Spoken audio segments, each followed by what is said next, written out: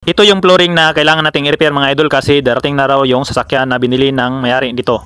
Nilulumot na kasi at saka lubak-lubak pa. Kaya tara, samahan nyo ako mga idol. Magsasala lang tayo ng buhangin dito mga idol kasi yung sinala yung gamitin natin para sa flooring. Ngayon mga idol, kailangan nating i-brush to kasi nilulumot na tong flooring at saka lubak-lubak pa mga idol. I-brush natin para kumapit yung hinalo na simento na ilalagay natin dito. Kaya tara mga idol.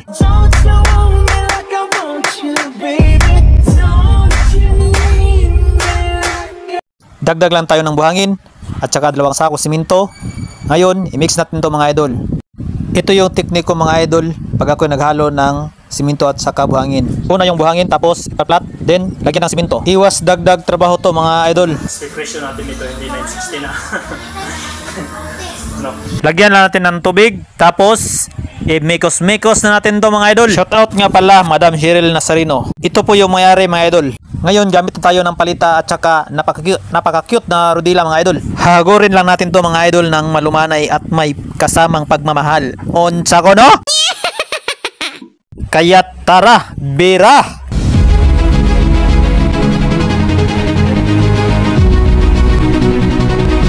Take nga pala mga idol.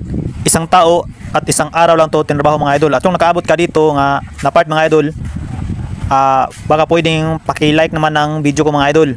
At paki-comment na rin kung taga saan ka mga idol para alam natin kung saan umaabot yung ating mga video. At para ma-shoutout din kita mga idol sa sunod-sunod ko pang mga video.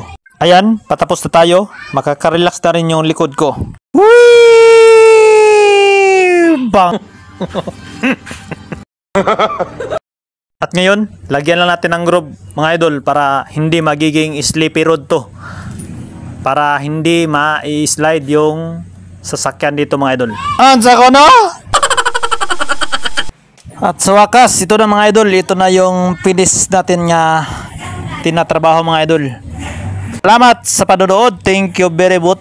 Babots!